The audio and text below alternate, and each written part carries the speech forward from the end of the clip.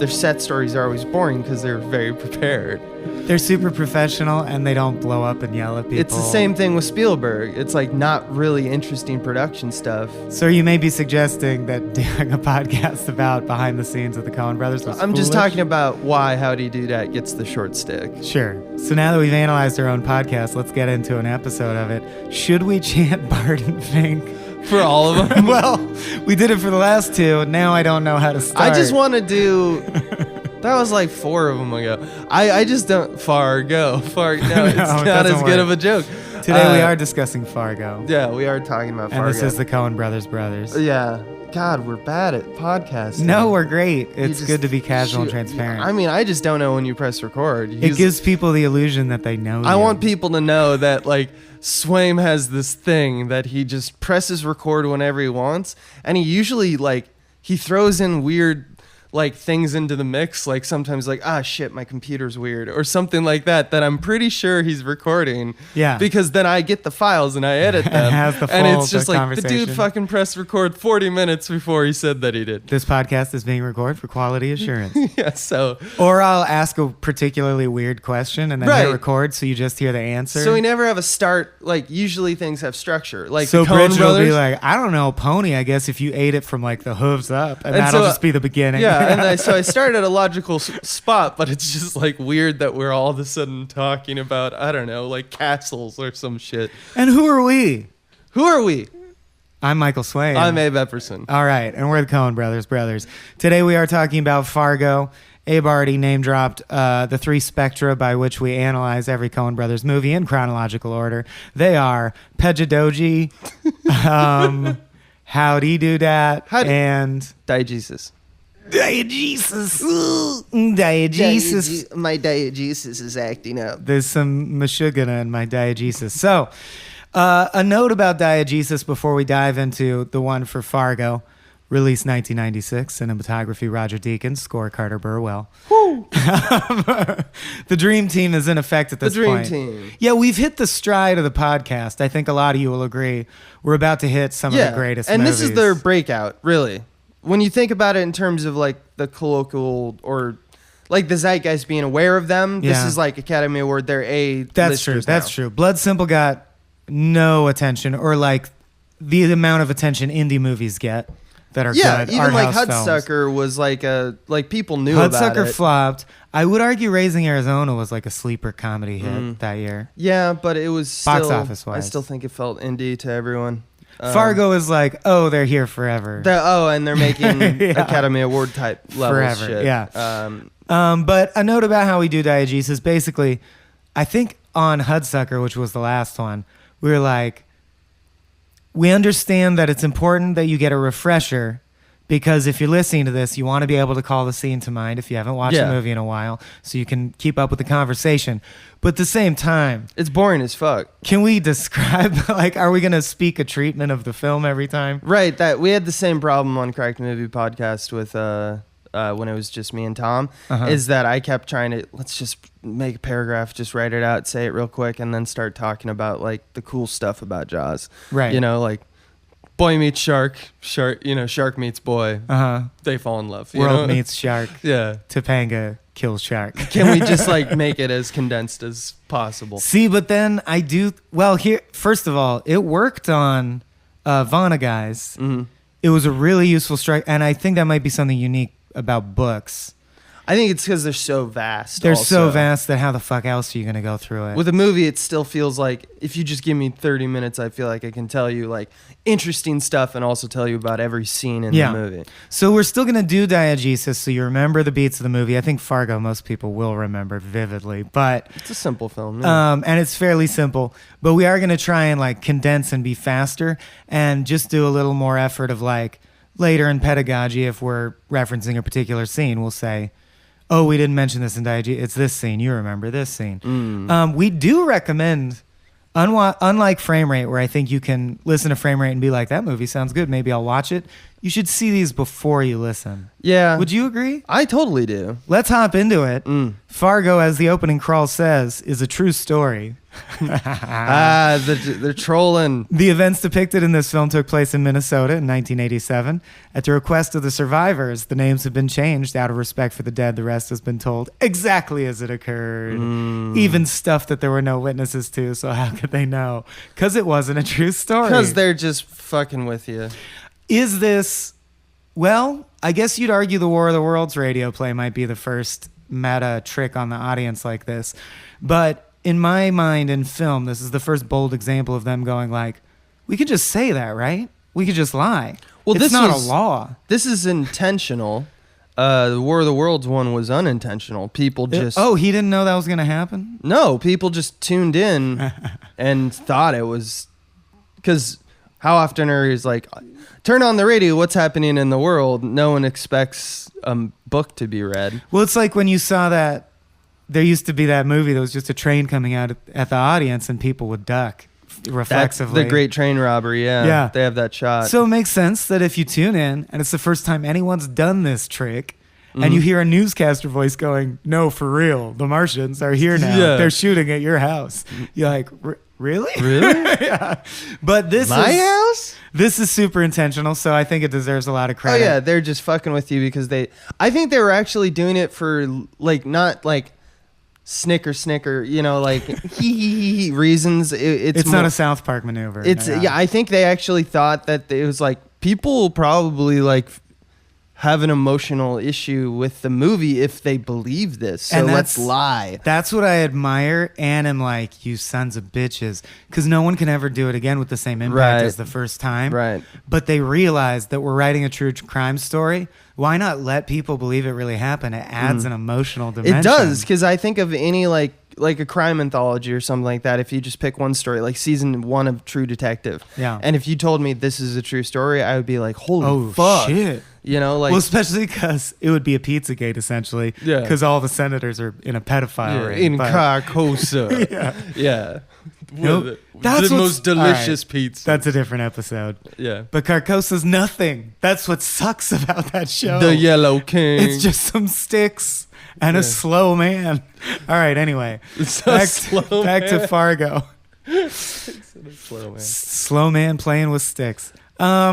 The winter of 1987. Okay, let's get to the elevator pitch. What is this fucking movie? It's a murder. It's a like ridiculous crime, self-kidnapping murder thing. I think the movie is about people trying to expand beyond their means who are unhappy with their life and trying to and in the case of Jerry, who's played by William H. Macy, trying to get enough money so that he can get the bigger house, Okay. He hatches this plot. You swerved toward pedagogy real hard. But you saved it. I don't care anymore. I'm on tilt at this point. But yeah, he's a sales manager at an Oldsmobile dealership in Minneapolis. There's an investment in a parking structure that he thinks will be lucrative. Right. And he wants to get in on the ground floor, but he doesn't have the capital. But he also owes money.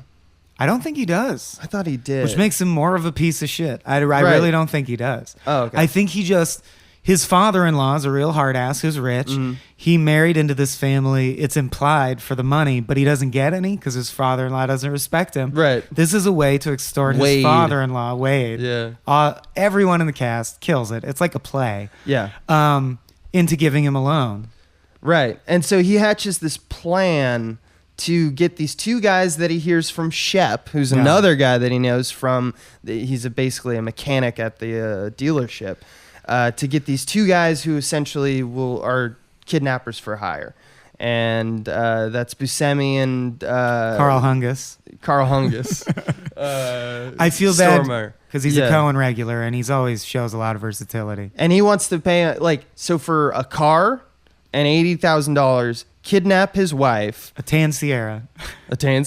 Kidnap his wife in order, even though it's all fake, in order to get the ransom money from Wade. Right. And then, because who's rich. So once he gets that, then, he's fucking easy street. That's the plan. Right. And so he's willing to threaten his life and marriage, and of course his son's psyche. They have a son. Yeah, who this is going to be traumatic to to make himself feel like he's a bigger man. I think That he has control of his life, that Yeah. he can best his father-in-law, anything, that he's important. that seems to be the motivation. When he's a sniveling car dealer, like Yeah. one of the best scenes is he has to sit there where a very polite Minnesotan Mm-hmm. goes like, I told you I didn't want the true coat. You lied to my face. You're Yeah. a bald-faced liar. You're a fucking liar. What's crazy? And he's got to smile and take it. So I think in the rest of his life, he's like, no, secretly, I'm the puppet master. I'm going to like win. right. But he's fucking pathetic. He's so- It's the part William such a H. piece of Macy shit. was born to play. Yeah. In my opinion. It's between this and Magnolia, like when his teeth are knocked out. Another pathetic That I'm character. just like, oh man, Macy. Although in Magnolia, when he says, I have so much love to give and yeah. there's nowhere to put it, you really feel for him. Jerry Lundegaard is It's a just- piece of shit. Yeah, there's very little catharsis for him. You can sympathize with feeling overwhelmed and scared, but he takes steps that no normal person would take to address that. Here's one of my favorite parts of the film. I don't know another film that's quite like it in this way. The main character, or what we'd call like the A arc, comes in at like 33 minutes. Yes, I just realized that for the first time on this watch. So he's going to With talk Frances about McDormand the and Marge. divine Frances McDormand. Oh my God, who she I kills believe it. did win the Oscar for this film. She is. This is an important question. Is she the main character? I would argue that this film just has a non-traditional structure. Yeah, But she steals the show, and everyone feels that she's the main character. I would argue that she's, it's a good point because we do see scenes much like a book where it's like all of a sudden it's written by the perspective of this character. That occurs multiple times in this movie with different people. It even happens with Buscemi. There's even scenes where you're like now we're you're with him. and Yeah. he's alone, so I guess we identify with him. But I would say that she gets the protagonist nod from me because she's the only one who is an active participant against everything else happening in the movie. Like she's the one who, if you take her out of the picture, everyone is just fucking up and like having external influences, like people shooting them, people Right. doing like. I don't know. It's not very cut and dry because one can argue that between Buscemi and Stormare. yeah, they have Or their own Macy. thing, but with Macy, like that whole interaction, that's like a whole movie So, itself. right, I would call Stormare and Buscemi one locus of the film. Right. Macy one and McDormand one. So Right. there's like three main characters. She's the active agent. That's for sure. She's the most active Yeah. agent because she's the law.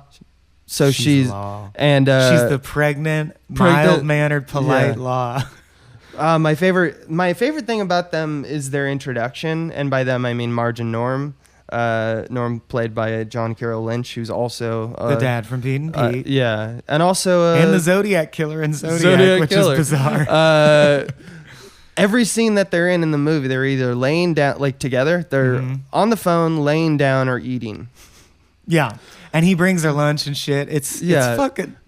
It's endearing. It's adorable as shit, and anyone who sees the movie... Like, this movie is made by the fact that the cop component of this crime drama is just a nice person with Yeah. an adorable marriage. She's that like you love. She's like here's the thing is There's she's like nothing movie cop about her. she's an above average cop. She's like She's intelligent. perceptive as shit. Yeah. She knows what's up, but she's not doing anything that is like, oh my God, like that's super cop detective work. She's just relentlessly following through with the procedure of law. Yeah. You know, like she's just dealing out justice. They're just all fucking up so bad that Right. it just makes it seem like easy. Like the great scene where she's interviewing Macy and she doesn't know he's guilty, but he can tell she's considering it. Yeah. So he like orchestrates her reason to just drive away. Yeah. And I love that in any other cop movie, there would be a chase and shootout. Right. But she does the thing a real cop would do and just goes,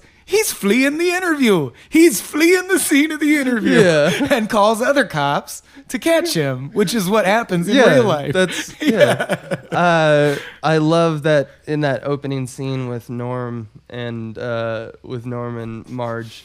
He says 3 times, "I'll fix you some eggs." Yep. And she's got to go investigate the scene of a brutal double murder. Did you notice that? And here's this other wonderful little like. Norm has this like he's an artist, he's a painter, and his B plot is delightful. His B plot is essentially he wants to get his artwork on a stamp. There's a contest. Yeah. There's a contest, which he ends up not winning. Spoilers. He gets second place. He gets second place, and they're like, "That's good enough." And he's depressed about it. And Margie's like, "No, Norm, we're doing pretty good." Norm. Yeah, and we'll talk about that more when we talk about the meaning. Well, that's of the film. final moments. We'll come back. I wanna. Something that it keeps coming back that I got in this viewing is that if you look at their house, it's full of birds. Right. I think he draws birds. That's what he paints. You see him painting birds. Yeah, so it's just, there's bird statues and shit everywhere. It's very Americana, very white person. And the only other house that we see as like intimately is Jerry and Jean's house. Right. Jean is Jerry's wife. Yeah. Jerry's wife is kidnapped.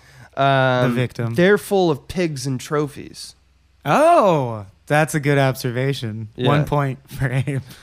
I'll take the point. All right, let's just keep going. Yeah, so basically, Jerry hires these dudes to kidnap his wife because he wants money from his father-in-law to invest in a parking structure. Yeah. It's complex, but you can encapsulate it in one sentence. Then it's just a true Greek tragedy of like things going pathetically wrong that From feel like the a punch in the gut. The moment she's kidnapped, it's all... The moment she's kidnapped, a cop pulls them over for not having registration. They shoot the cop in the head. Yeah. While they're burying the body, other people see them, so they murder the whole family. Poor Brainerd. Brainerd is that town, yeah. Which made me wonder, because most of it takes place in Brainerd. The capture happens in Fargo. Yeah. Do you think it's called Fargo because it's about how far people will go? No, I think that stupid? I can't back this up with where I remember reading it, but they just, when they were asked why didn't they call it like Brainerd, they just said like Fargo's, we like that name better. How do they get away with this shit? Because Fargo is a minor location. Because their film. job is to make films, not to make great titles. So like Fargo rolls off the tongue better than Brainerd. They're just like, yeah. All right, fuck them. But anyway, I don't know. Yeah. But also the part I love is then in Jerry's plot line, he goes to his father-in-law who's like, I had my guy Stan Grossman look at it, which was a formality just to get Jerry to shut up about it. Right. And he was like, actually, he says the deal sounds pretty good, so, we're going to go ahead with it. And Jerry's like, what do you mean? This was my deal. And they're like, no, we're going to give you a 10% finder's fee and invest in it ourselves because it's a good investment. Why would I give you the money for nothing? And he's like, because I'm your son-in-law. And he's like, I'm not a charity, Jerry. So I took your idea. I'm doing it. Fuck off. Right. I'll give you a finder's fee. Right. Which leads to my favorite shot in the movie. The high, wide, and stupid shot of the perfect grid of planters with bare trees and a white void. Just a white void. At first, I was like, what is this a shot of? I know it's snow, but what is it? And it's Jerry walking to his car, the only car in the parking lot, to scrape the ice off of his windshield and fucking pull a Walter White and freak out. Right. It's so good. So anyway, we got the kidnapping. Jerry is more impotent and yet therefore driven to get something to work than ever. And our criminals, Buscemi and Stormare, have her in a cabin in the woods, while Frances McDormand is slowly closing in on them through a series of adventures that I don't think we need to unpack. We'll unpack them in pedagogy. Sure. So Buscemi goes to pick up the ransom. He expects Macy, but Macy's father-in-law, Wade, is such a piece of shit that he's like, it's my $1 million. I'll deliver it myself. Buscemi's like, who the fuck are you, old man? Where's Macy? Because, of course, he's expecting to deal with someone who knows this is all fake. Like, he doesn't want some bullshit to go down. Some bullshit goes down. He shoots Wade, takes the money. As he dies, Wade shoots him in the face. So the guy in the ticket-taking booth sees that he's injured. So he shoots that guy in the head. Mm-hmm. He gets home to find that Peter Stormare has shot their kidnapping victim in the head. But before, remember, he looks and finds the money. Oh, yeah. And he steals some. He steals the vast majority. Hides it in his car. Or he buries it, sorry. because he's going to give the car to Stormare. You're right. And what we forgot to mention, Stormare. the last important link is William H. Macy lied and upped the ransom to $1 million because he's like, fuck my father-in-law. I'm going to say it's even more than it is and then keep a bunch. Then Wade takes him himself. Buscemi's like, holy shit, we expected 80 grand. It's $1 million. Yeah. So he buries everything except 80 grand, like a thief. And then goes back to find that Stormare has shot the woman in the head. And he's like, well, that's weird, but also it doesn't really matter because I killed the guy anyway. I guess this is just done. It's wrapped up. Let's go our separate ways. And Peter Stormare goes, the car. We got the car. We have to split the car. And Buscemi goes, look, I got shot in the fucking face. Yeah. What do you want me to do? Cut the car in He half? has $1 million also. Like, it's just crazy to me that they get this little petty argument. It's amazing. So realistic. He exits and... after going like, for the first time ever... I'm taking the fucking car. Because Stormare is scary as fuck. He's an Anton Chigurh prototype. He goes, fuck you, fuck yourself. I don't care. Come at me, bro. Go fuck yourself. And leaves. So you take it. Well, he kills Carl with an axe. Yes, with an axe. Also echoes of and then Burn puts him in After a wood Reading. chipper.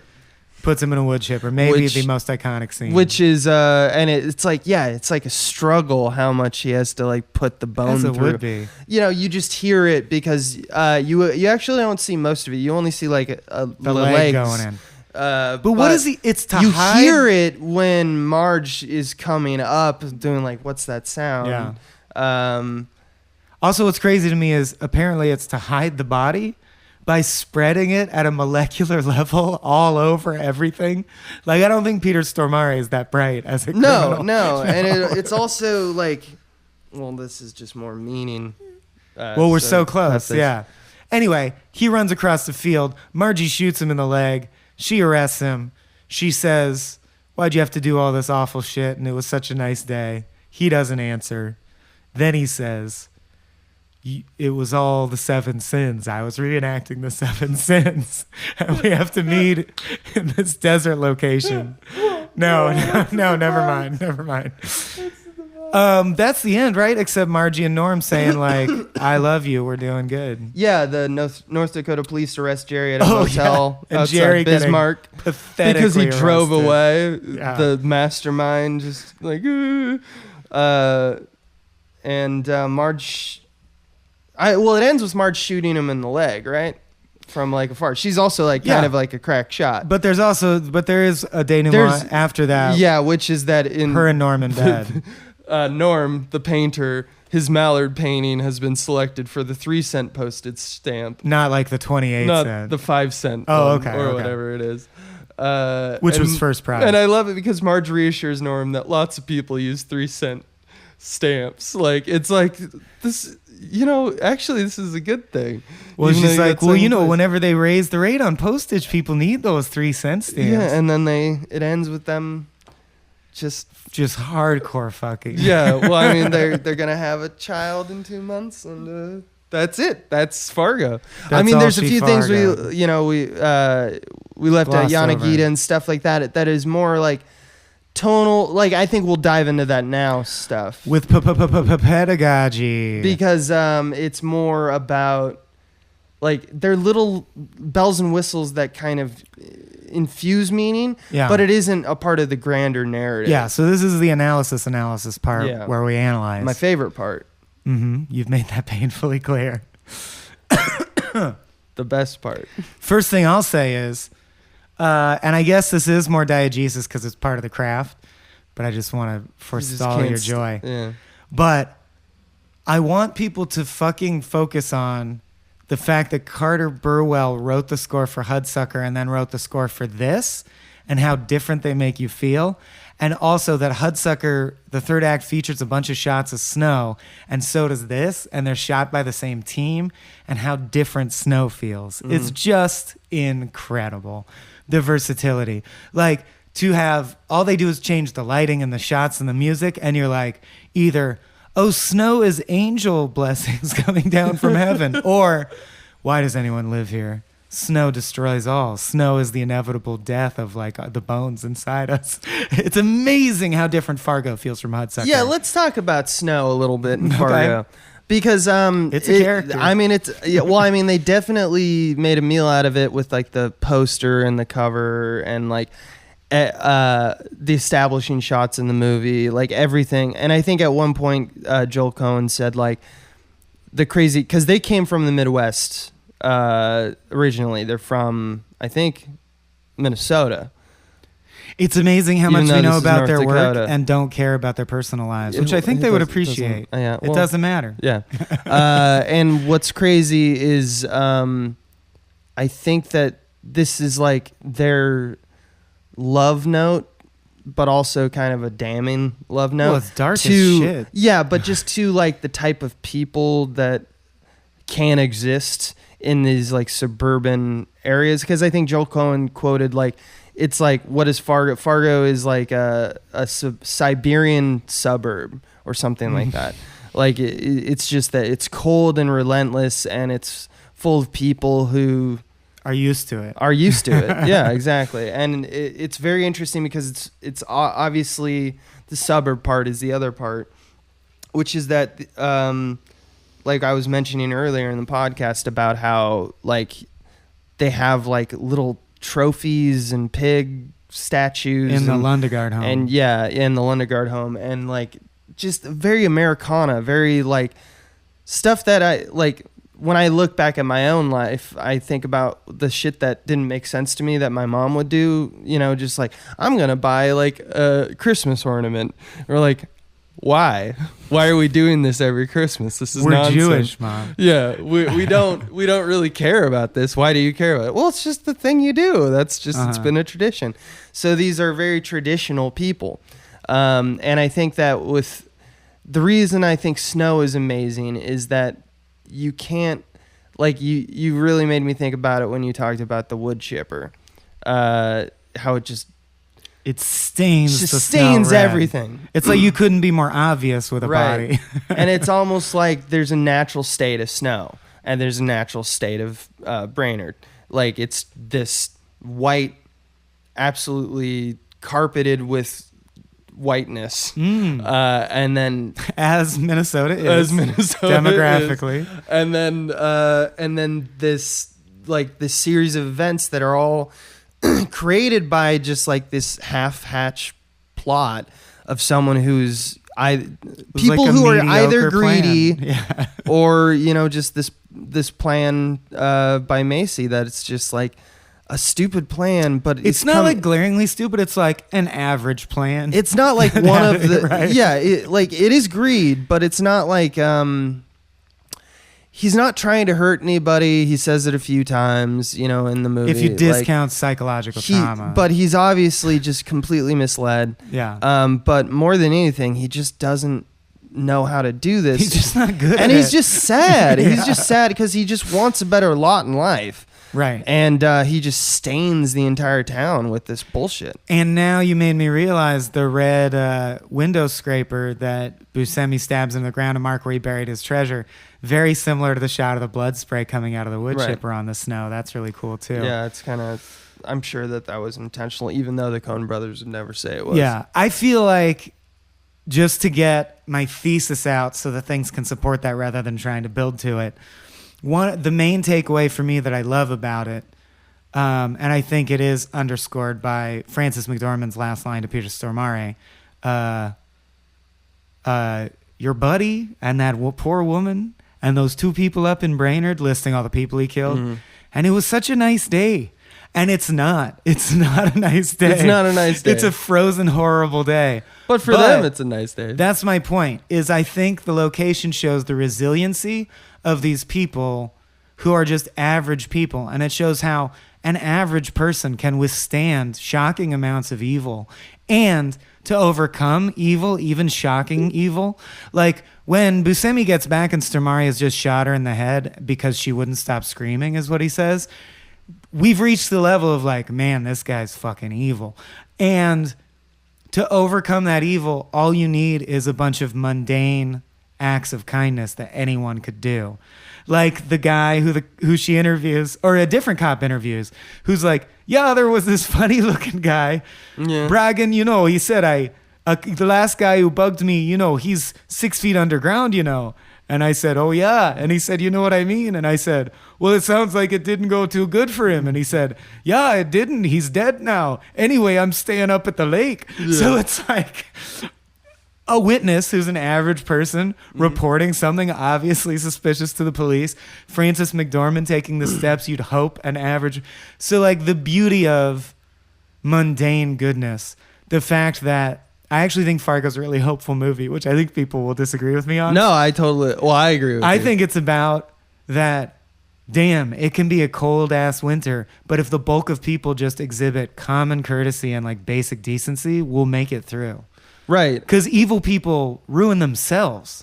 I would argue that it's kind of my read, because the line that I thought of, or not like the line, but like the way that I conceived of it, which is much in the same way that you are obviously right now as well. There's nothing wrong with second place. Yeah. Like that is the movie. Like just the idea that like there's no blueprint to life. There's nothing that is asking you to have the biggest house, the most money. Obviously, arguably, some of these people are just like hate their life so much that they need the money so that it's like, so I can get out of this fucking town or my something life will like be that. perfect if Whatever. I get the money. Yeah. But I think the Coen brothers are low key asking like, well, why? Maybe it's not just that suddenly happened to you. Maybe you made a series of decisions earlier in your life because of your bias to try to want to be like number one that led you down to this path. Because the only people who get away with everything in terms of like are happy at the end, the thing that they set out to do at the beginning of the film or their arc is completed, is ultimately like the cops, like the rigid order of Norm's arc is complete. Norm's arc, and they're just fixing eggs. Very few other arcs are completed. His is. Everyone else gets shot, killed, like put in Suddenly, jail, like in the midst of their arc. Yeah. Siberia with family restaurants. That's what he called it. That's what he called Fargo. And or the Brainerd, Coen, I guess. Well, that's talking about Minnesota, which is where the Coen brothers are from originally. Mm-hmm, mm-hmm. Yeah. I would love native North Dakotans and Minnesotans to write in and give us insight into the dialect. Because, with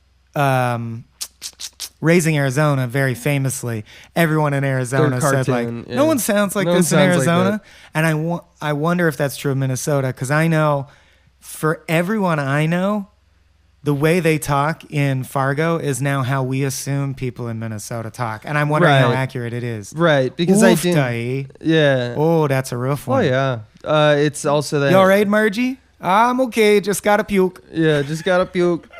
Yeah, I think I would be interested to know that as well, because I don't know that many Minnesotians. Is that Minnesotans?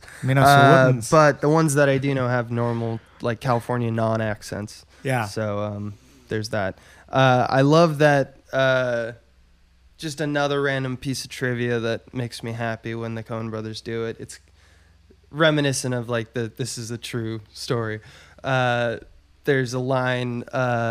There's a line in the film, 30 minutes and we wrap this up, is said literally on the 30 minutes left in the movie. Oh, really? Yeah. 30 minutes and we wrap this up. Like it's like down to like the second. That's Buscemi, right? Yeah, it's Buscemi. Fuck you, Jerry. You meet me here. 30 minutes and we wrap this up.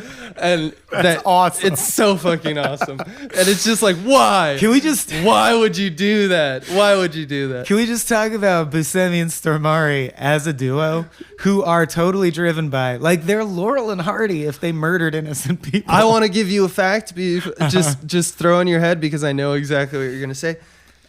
Peter Stormare has 18 lines of dialogue in the entire movie and never says more than a single complete sentence at one time. Stop shrieking. Yeah, he only says like 3 or 4 times of those. He actually says a sentence. It's usually just a phrase.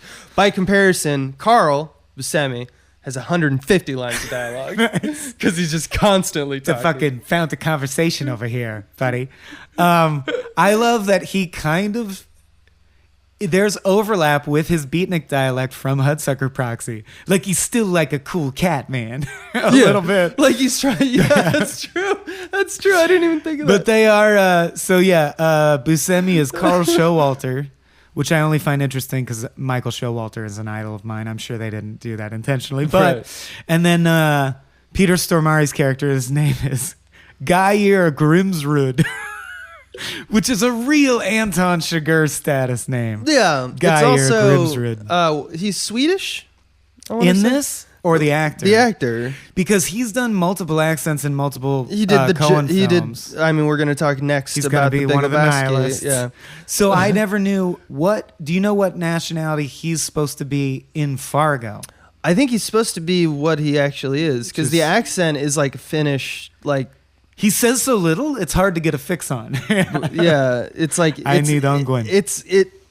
It goes into Eastern European sometimes, but I think it's because he's thuggish and Yeah. like kind of just like There's a Russian stoic lilt that to it it makes sometimes. you feel Okay. think of people that typically But play it's Russian. Swedish? Okay. Like you think of John Wick and it's like I thought of Russian. Vigo and Russian Promises. But I don't think Eastern he's Promises. supposed to be Russian. Okay. 'Cause So speaking of lines, It's not- Stormare's first Gustafsson line. is like a Norwegian name. Gustafsson? Gustafsson. That's Harvey Prenell. Since I'm at this point in my notes and we Right. want to give due credit. And Kristen Rudrud as Jean Lundegaard. I think that's all the primary cast. Right. But dude, the very first scene, which is the very first shot. Okay, I'm gonna do first shot and first scene real quick. First shot is pure white, fade from white, which you realize is a snowstorm, and it's this amazing trippy like reality comes into existence just by focusing. It's truly magical. Like the first thing your brain recognizes is the outline of a bird, then that there are car headlights, then that there are telephone poles, and you're like, oh, it's a road, that must be snow. And then the car pulls over the ridge just as the score fucking blasts, and it says Fargo. Actually, I think it says Brainerd, North Dakota or something, or Fargo, North Dakota. And it turns out it's Macy towing the Tan Sierra. But in the scene where he first meets with them and negotiates the kidnapping, I feel like you get this amazing Laurel and Hardy vibe from the two of them. And this is Stormare's first line, is Jerry says, well, I want my own wife kidnapped. And it's this much. And he goes, but we agreed on this much. I'm not going to debate you, Jerry. This is Buscemi. Yeah. And Jerry goes, oh, okay. And he goes, I'm not going to sit here and debate. And he goes, but just let me understand this. You want your own wife kidnapped? Yeah. So why don't you ask your father-in-law for the money? And Stormare says, or your fucking wife, you know. Yeah, Jerry, or your fucking wife, Jerry. Like, it's almost a Rick and Morty thing. Yeah, they have yeah. going on. Like they're I love it. I also love it. Yeah, you nailed it with the Laurel and Hardy thing because it's he is terrifying. Stormare, yeah. And Buscemi is just not. Except when he has a gun. That's it. Yeah. It's like if this was a Disney film, it would be like a terrifying bear and a little tiny mouse. Timon and Pumbaa. Yeah, it's Timon and Pumbaa Wow. I want some fan art of Timon and Pumbaa with dialogue. Pumbaa shooting a cop in the head and Timon freaking the fuck out in the driver's seat. And then later putting him in a wood chipper. Yeah. Nathan Lane. Fun fact. The prostitute who Buscemi has sex with Right? was like my acting mentor at UCSD. Really? Yeah. I won't say her name in case she doesn't want me to. Well, she's in the But credits. she's a I UCSD assume. professor. It's a nom de plume in the credits. Oh, then but she's good the one call. who says she gets the choice line. She gets to say, he was a little guy, kind of funny looking. Oh, yeah? In any particular way? No, just generally funny looking. She taught me how to act. Yeah, it's I love that scene too because it shows when I was watching that scene all I can think of is like when cops have to deal with the fact that they're trying to find one thing out, like they have one goal, whether or not someone was somewhere at Or a did the time thing or or something not, like that, yeah. and people give all this random flooding of nonsense, just fire hydrant of details that don't could possibly matter, but don't usually to the investigation. And most film noirs are based on, there's that one detail that they weren't thinking about that then became relevant later. And because the detective looks into the distance and a close-up happens. There's none of that in this movie. So you're like, that broken shell is important. None of that in this movie. She just sticks to like, where is the car? I'm going to where the address They is. said it was. I arrived. There's someone here. I'll ask them questions. They're murdering someone. Stop it. Everything is just very single note. Easy. But they take great lengths to show that. And again, I think, two things about that hammer home the mundanity. You're talking about the prostitute scene. Right. And what I love about that scene is it hard cuts from them on the brink of orgasming to in bed watching a late night TV show. Right. It like omits, it's like, now it's mundane. Yeah, Coen brothers love that They shit love that, on yeah. their dramas. Like when they're not doing comedy, they can't like help. Even though I would say that's a comedic beat a little bit. It's like, darkly comedic. It's darkly comedic. Because you're watching murderers have sex with prostitutes. It doesn't feel like good. But that it is one of the things that I do think the Coen brothers do get on a soapbox a little bit, is that they do this thing which I love and I agree with, but they get a little high hat with it. Sure, which is what? To use a Miller's Crossing reference. They love to show like, it's like they can't be happy. It's like the second that they're like, look at this beautiful flower. Like, let's just make this film a flower by the Coen brothers. And it's just like, they shoot it really well and it's a beautiful flower. And then they're like, yeah, but now Someone I'm comes thinking in and about prunes it. or something. Kind of fuck this flower. And then, but this flower's still good. Like they have to do the wave. They have to do the up, down, up, or the down, up, down. And I've noticed actually, and maybe it's because we are cynical and nihilistic. Right. Or on some level, we suspect that none of this shit means anything, and we're obsessed with that. What if that's true? But I don't want to speak for you, but I certainly see this in a lot of the art that's my favorite. Like The Simpsons, if you talk to comedy writers, one of the like 5 truly innovative things it brought to comedy writing for TV, and they even got to the point, of course they did, where they exposit about this on The Simpsons. There's a Simpsons episode where one of the special guests goes, this is the point in the show where we do something that has heart. But of course, next we have to cut the treacle with something like truly cynical so that you know that we care, but we don't really care. So you can feel both at the same time. And I'm like, yeah, the Coens do that too. Right. Just a totally different skin, totally different property. Yeah. But they like the wave. They can show you the beauty of like, oh, you found your true love. Later you'll have a horrible fight. Like they can't not mention. Which is what this movie does with the American Dream. So the idea is that preach in some cases, because we said it, like it's misleadingly beautiful, and I think it's all in like going back to when we're talking about one house is full of trophies and pig statues, the other house is full of birds. They're both the American Dream. The American Dream is greed and status and disgusting like infatuation with that, but it's also freedom and bird stuff, like the flight. Like the flight and like amazing soaring like elegance. Like it's all these different things, and the Coen brothers are family unit, like a loving couple that are about to have their first child, versus a family that's falling apart. So if we were to go with like Ezra Pound and what he says about what the artist does, which is just point at things, I feel like the Coen brothers are unique, or one of the reasons I really love them is that they have both hands out and they're pointing at 2 different things all the time, and the 2 things usually undermine each other. Yeah, they're like, isn't that so true? Over here though, we out. You're like, Timon now I Pumbaa. doubt the first thing. Yeah. Oh, you were laughing. I was doing my spiel, and you were looking at. Like, I'm sorry, my eyes are lit upon. It's just a fountain of conversation, man. That's a geyser. I mean, woo, daddy. Woo, daddy. Stand back, man. You know what? Total silence. 2 can play at that game, smart guy. See how you like it. Total silence. You can't even be silent. Like no. I mean, that's a Looney Tunes joke, but they do that a lot. Yeah. And there's no rhyme or reason, no methodology for why people are. That's another thing about a lot of artists that are not the Coen brothers. No, you're like, it's Buscemi. I wrote down too many Buscemi lines. Because it's the way he undermines his own gravitas. All right, just keep still back there, lady, or else we're gonna have to shoot you. Like, that's such a good line. I just want to transmute to the listeners that like it's happened 3 times and it's the same like fucking cycle, which is I start talking, Swaim listens for a while, nods, his eyes glaze over and he like looks at something else, and my notes. Lands on the computer and then starts laughing to himself about something that Buscemi said.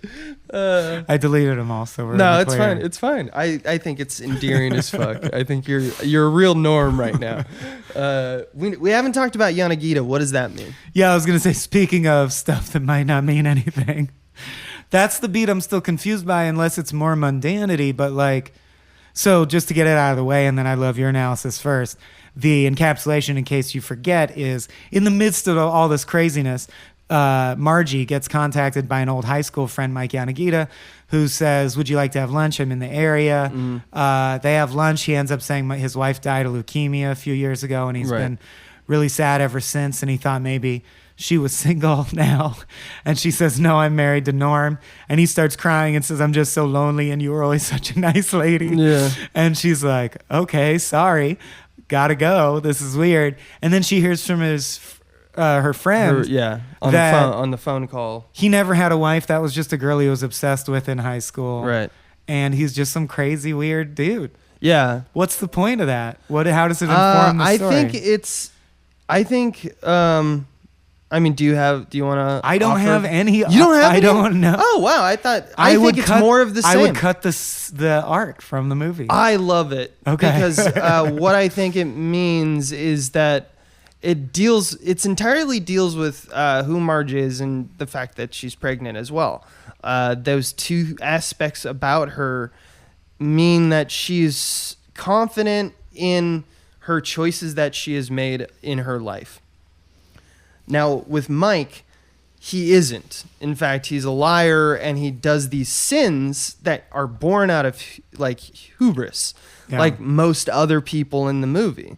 So it's to say that we do these sins, and these sins are not necessarily explicit to criminals, because all of our criminals do this. And the reason that Mike does it is that, yes, he's a liar. Yes, he's a creep. He's lying to hit on an 8 months pregnant married woman, but that's not a crime. He didn't know she was pregnant. She didn't know. And it's just this weird artifact about like people moving on with their lives and just things not, like working out the way that people anticipated and having expectations. Like, I don't know, like his expectation was that he was going to live with this woman for like the rest of his life. And then when she broke up with him because he was, full of neuroses, I assume. Too intense. I mean, they mentioned his creepiness and like the fact that he stalked her. She ended up getting a restraining order. And that's why he went to the twins. So it's like they weren't even married, right? They were just... No, it's a chick in high school he was obsessed with to a creepy degree. So he's just... That he now says he was married to and she's dead. Right, yeah. And so far, I mean, it could be... I think that if they wanted to make him a sinful person, they would have included that, like, there was restraining orders and shit like that. Like, he had done stuff. He was obsessed and he was creepy and he was fucked up, which is all true, but he hasn't actually, like, broken the law. Yeah, he's pathetic like Jerry. Right? He doesn't seem like he would break the law. And that's, to me, important to show that side to Marge, because Marge is the law. Marge is the law. Marge is the law. She's basically like, she's just a vessel for like essentially what society and America has said. Like you can and can't do. You can't feed this guy into a wood chipper. And so she doesn't like take like, I don't know. I feel like if I was her, because I'm not as level-headed as she is in this movie, I would immediately like call Mike and be like, what the fuck? Like, you fucking piece of shit. You lied to me? No, Stay away from me. I do what she did, which is just... That's weird. And then move on. Yeah, exactly. But that's what I think that arc is for. It's true. it doesn't take that much of a movie, but for such a lean movie, it does feel like it's a big beat because it takes up a whole lengthy scene. Yeah. But that's really it. It's like 2 phone calls and like a less than 3 minute scene. Yeah, lunch scene, yeah. Yeah.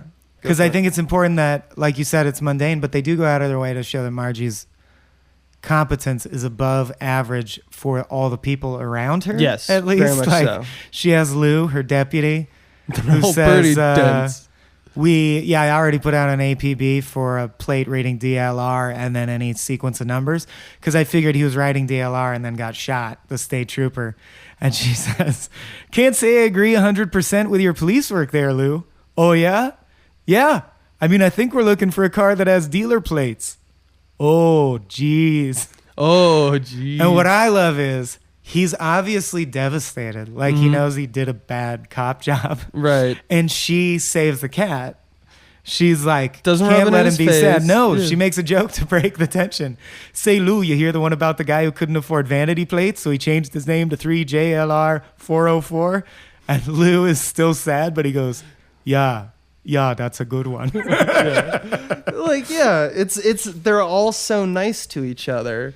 It's this cordial kind of agreement that just be nice to one another, which is Just be mundane. nice. Yeah. Just love each other. It's super mundane, and it definitely feels like it's a circus or something. Like you feel like you wake up one day and you're going to be Willy Loman, but also it does work. Yeah, Like I feel like that's Vonnegut what the said Coen brothers are saying. And one of the through lines of all of Vonnegut's writing is the same thing. Right. We don't need like extraordinary love. We just need common decency and like politeness, and everything would be fine. Yeah. Right. And yes, sometimes it makes you want to drive your head through a wall because you're just like, just stop being so goddamn nice all the time. I'm not like, we're all unhappy, but Yeah. you need to look about why that unhappiness is in you. Yeah. I guess is one could extrapolate. Agreed. Same question about why did this scene exist, because there's one other scene that I don't know why it's in there functionally. And the other thing I'll say about Fargo is a lot of critics and folks, I think, consider it their best film, and I don't, because there are other movies they have that nourish me even more, like they have more chunks of goodness in the stew, I guess, as Carl Weathers would say. Goodness in the stew, But baby. I think the reason this is rightly considered by critics is that it may be the most flawless movie they've ever made. It's super taut. It's so tight and there's nothing to critique about it. Yeah. It's perfect.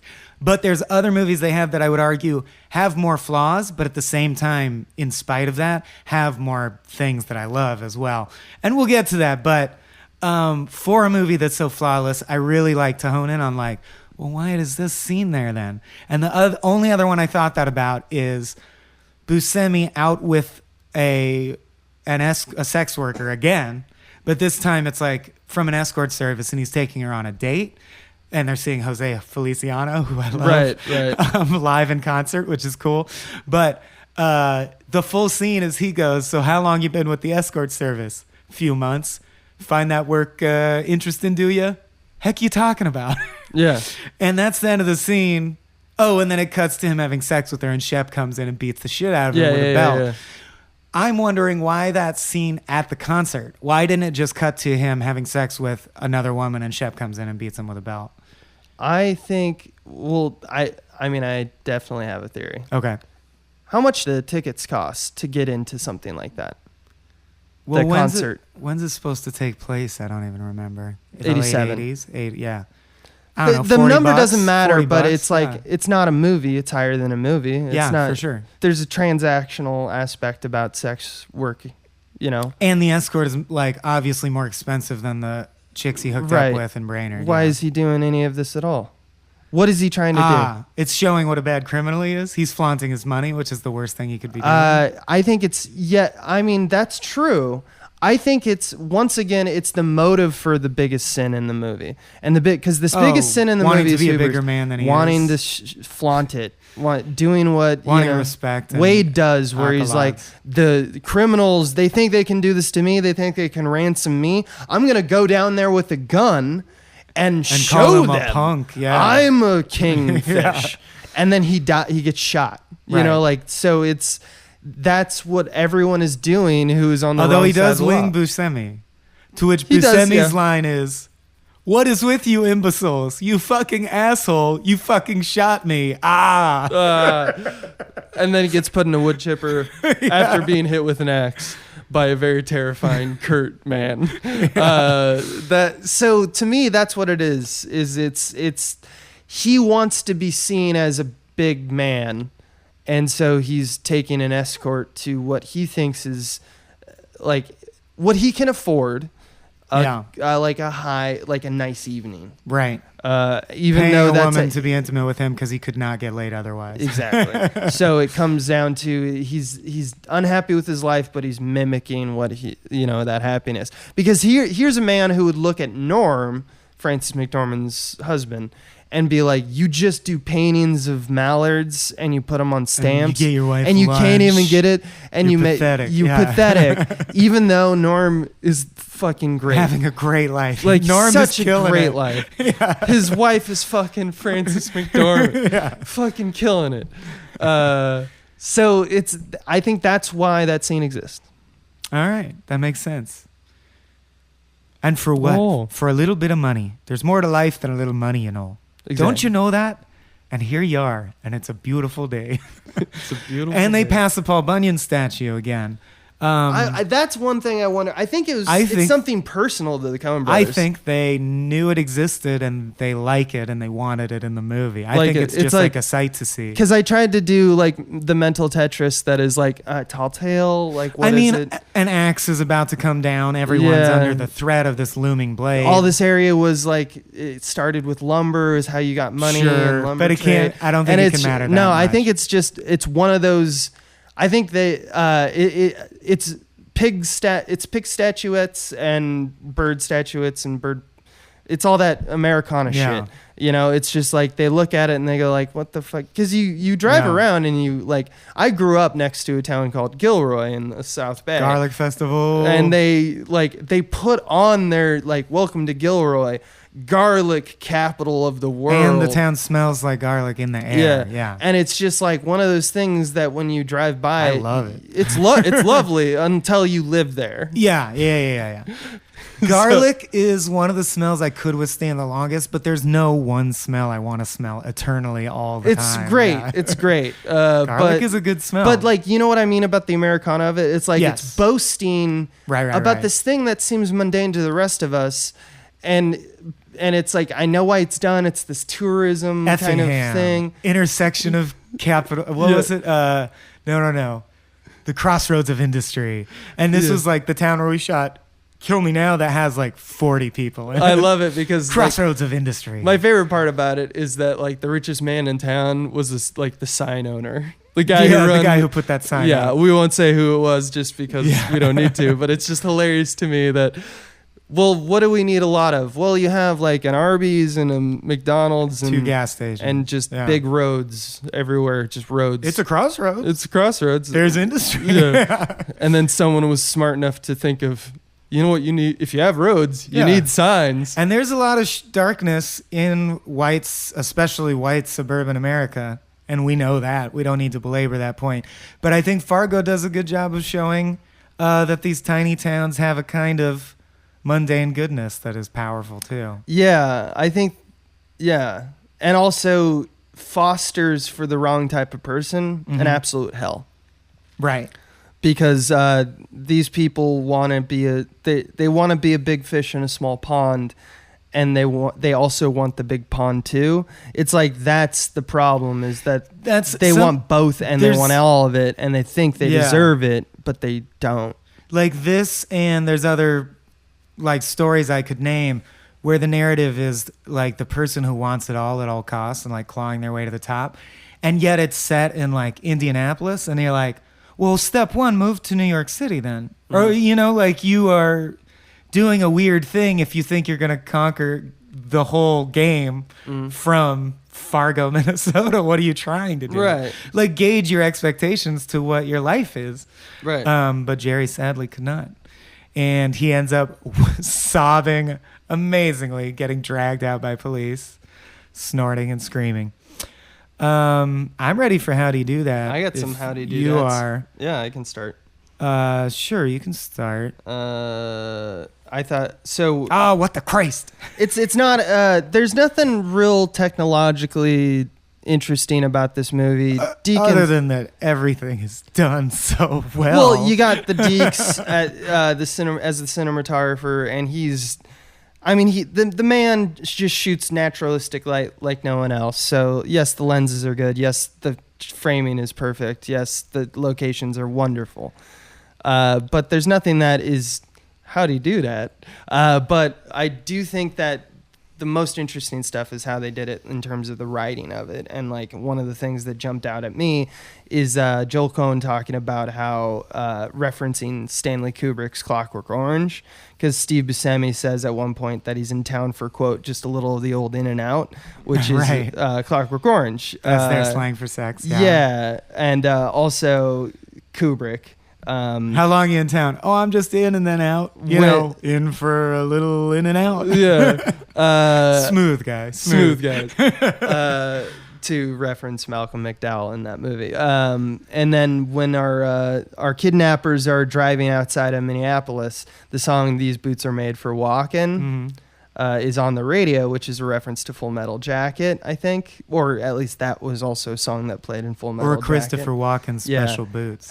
Some shots during the kidnapping, like the breaking the door down in the bathroom. And what is with bathrooms and hiding fucking in the shower? Coen brothers and like the blood simple, and well, hiding in the shadow. And gun-related crimes. It's the only thing where you're like, wow, they're so versatile, except they love 95% have a gun crime. Yeah. That's the one thing They're that all they can't about escape. Crimes. And 30% of the movies have violence in bathrooms. Weird. But the breaking the door down in order to kidnap Jean feels like a tribute to The Shining. I think they just wanted to get to the image of a woman screaming, wrapped in a shower curtain, blindly falling down the stairs, because that is a really disturbing image. That's and it's awesome. This jumps a little bit back, but I also noticed that because that's horrifying, and it's almost like the brutality of that event, like it's one of the blinds scary you to the beats, fact that later when they like take her to the cabin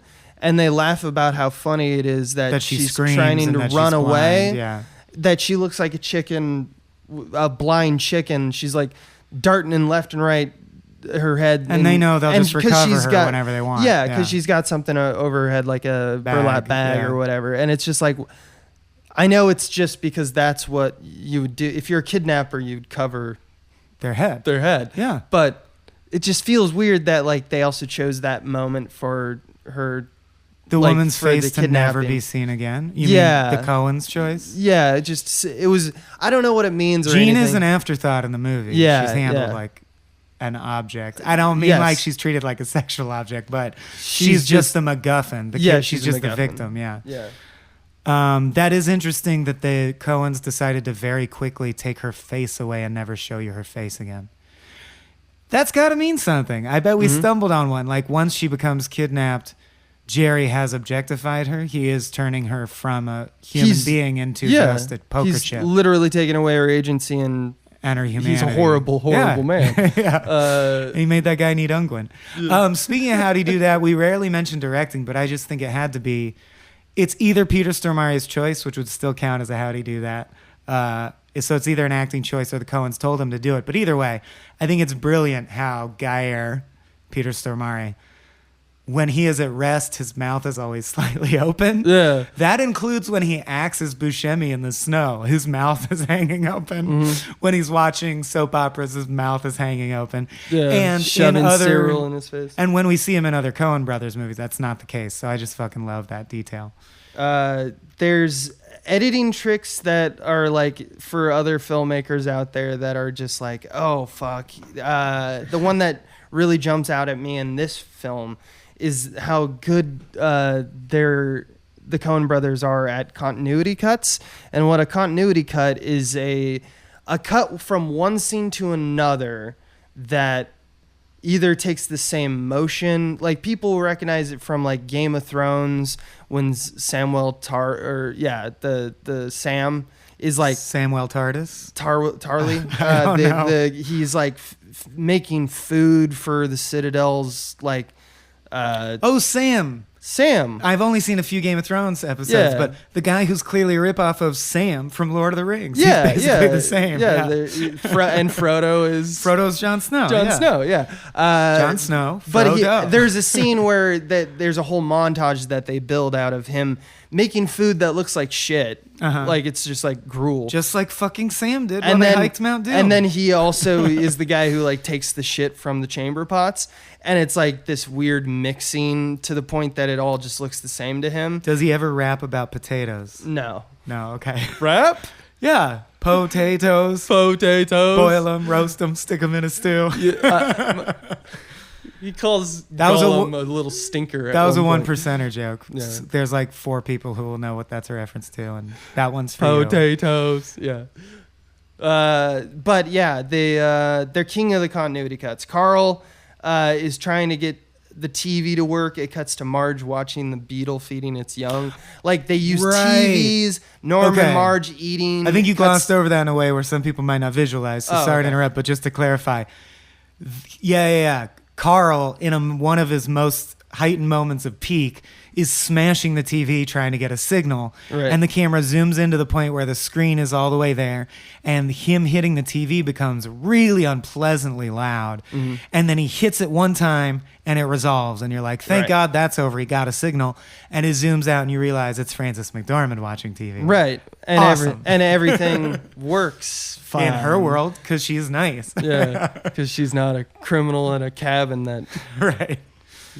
Overextending his reach. So sorry, keep going with these. Yeah, that's what a continuity cut is. For Norm and Marge eating. There's a sequence where it's like apropos of nothing, but Stan Grossman, who's like the right hand man of Wade, he cuts to Stan eating. Like there's a lot of continuity of just action that happens in this, and I don't know what it really does. Like. It's always been unclear to me when it's one of those principles of filmmaking where they're just like, oh, that's nice. Well, and it's like, what does it mean? Yeah. It often doesn't mean anything other than the interconnectedness of people having to do with the same issues, like fix a TV or watch a TV or stuff food in their mouth. Yeah, I don't know if it means anything that we write a thesis on like we did about the movie as a whole. But sometimes scenes just end and the next scene starts, like you don't need... but I would encourage people to look at the moments between scenes in Coen movies, because I'd say 1 out of 5 times they use it for something. Right. One I really like is when I forget who, either Francis brings Norm night crawlers. I think that's it, because he's going ice fishing, and it cuts from a long shot down the bag of worms. A bag of worms. And then it cuts to Jerry sitting, thinking about his evil thoughts.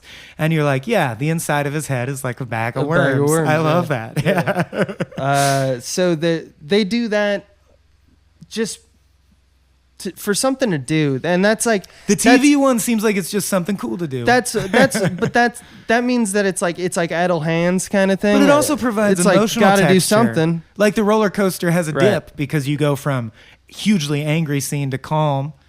Like maybe they just wanted your emotions to be wrenched in that moment, one way or the other. And I don't think it's like that bad to just like want to feel clever sometimes in your movies. Says the man who shits on Guy Ritchie at every opportunity. Well, I mean, doing the same thing all the time is different from just like having nothing to do, there's nothing there, and adding something. Yeah, sure. That's true. Filling your time with something. It's like, I have an hour before I have to go to work, read a book. As opposed to, I will constantly hold camera in this. Well, Guy Ritchie movies are like, some Guy Ritchie movies are like, someone challenged him, what if you could only use continuity cuts, and that's the only trick you're allowed to use for the whole movie? Right. Yeah. I maintain that Lock, Stock is a masterpiece of a narrative. I still on think, par with Arrested Development. I still think he's, in terms... His filmmaking intuition is not so great, but Good writer, though. Really good dialogue writer, I'd say, or at least he's very evocative. Like he makes me think better than I think I could, and like draws images. And to he's your also like as a technician, like he's invented some real like cool effects that don't mean anything, that but never like, existed but before. they're cool. They are, and cool. you look at it, and you're like, "Fuck, that's awesome!" Especially like POV cam stuff. Sure, like he's really good music video director as well. Oh yeah. So I don't want people to be immediately like we shit on Guy Ritchie or Wes Anderson or anyone like that we typically shit. I typically shit on. All right. It sounds like we're wrapping up. The last How'd He Do That I'll spool out is one that I think most people know, but in case you didn't notice in the credits, the victim the guy who witnesses the state trooper getting shot and then runs away in the field and gets shot in the back of the head by Buscemi. Mm-hmm. By Stormare, is credited as the symbol logo that Prince went by briefly when he was the artist formerly known as Prince. Mm-hmm. That is not true. Right. Again, and I think that is this film one is of a true story. One of the times that their sense of humor most aligned with mine, where they're like, let's just throw in a joke from the news, because like that had recently happened that Prince changed his name to a symbol. But I love to think of whatever extra that really was like, I wanted my name in the movie. Know. It was probably who knows? It was not Prince. They have verified that. I also just love I already know that. Like, even though I have no clue really what it is, but I just like have a feeling that it was like one of them was, for some reason, they're in their apartment, even though they don't live with each other. Just outputting the credits in One's Avid. fixing eggs like Norm, the other's sitting on the couch and he goes, "Huh, what you laughing at?" And they have Minnesotan accents for some reason, the Coen brothers. Oofta. I just had a thought. What if we used the symbol that Prince is go by now? Yeah, you put that in the credits. Oh, yeah. Oh, jeez. That's a good one. That's a good joke. So that's what I imagine happened. All right. Final wrap-up question, because I do think it bears mentioning. Just real quick, like pocket review, capsule review. One of my favorite things about the Fargo series on FX is that they tugged at maybe the only thread that I'm like, that was a good thread to tug on from such a tight movie, is that the whole first season spun out of the fact that Steve Buscemi buries this money. Everyone who knows where it is dead or in jail, and it could theoretically be discovered someday by someone. And that's the impetus for the first season of the Fargo FX series. I highly recommend the first season with Tom Hanks, Billy Bob, and Oliver Platt. What are your thoughts on that series? I liked the first. I got away from it, and I haven't seen. Is it third season now? There are 3 at least. That's as many as I've seen. I stopped watching halfway through second. Okay. Just because the story is great, but it doesn't have it has the charm of the Coen brothers, but it doesn't have the engine. And there are really, really deep in references that are enjoyable to a Coen head in the dumb way that you like Marvel references if you love comics. Totally. Yeah. But I mean, for TV reasons, really good performances by people. I think the tone drifted too far away from what the Coens do to be considered by season 3 especially. There's UFOs and shit. I really hope we continue our recent fascination with anthology style. Oh, I'm all about it. Black Mirror. Yeah. Jordan Peele's bringing True back Detective Twilight even. Zone. Some can be bad, and some seasons can be bad, but just the idea of. And even American Horror Story, which I don't watch, but I hear is around the same idea. And all the seasons I would call mediocre to fine, except the Insane Asylum season is really a good season of TV. Yeah. And that's what you're talking about. What's great about Fargo is I could fall off, but if I hear season 6 is amazing, I'll just watch jump right back in. Yeah. I don't need to know about Sam and Jon Snow. Yeah. And even though I talk shit on True Detective, season 1 is truly an acting tour de force and a gripping story. I just didn't like the ending. So if I heard season 3 was great, I'd watch it. Right. I love those anthologies. Oh yeah, we got to go British style. Yeah. Or the opposite, Dragon Ball Z style. Everything gets 8,000 episodes. Yeah, and it's all interconnected. Yeah. Well, that's the brothers. That's the Fargos. And we're going to do next time probably my favorite. Wow. It's tough to Okay. say. Probably They should though. know what it is. But They can look it up. What came after Fargo? that's right. It's Herbie, Ah! fully loaded. All right. We'll see you next time with the Blue Ski. The Blue Ski. So long. This has been a Small Beans endeavor. We're a bunch of pals who make podcasts, sketches, music, web series, and movies. The Beans always have new ideas percolating, so make sure to check us out at patreon.com/smallbeans. That's patreon.com/smallbeans, where you can browse all of our current and past content, see what we've got planned in the future, and learn how your support can help the small beans grow into huge, giant monster beans. If you enjoyed this content module, please like, rate, subscribe, or tell a friend about us. We love you!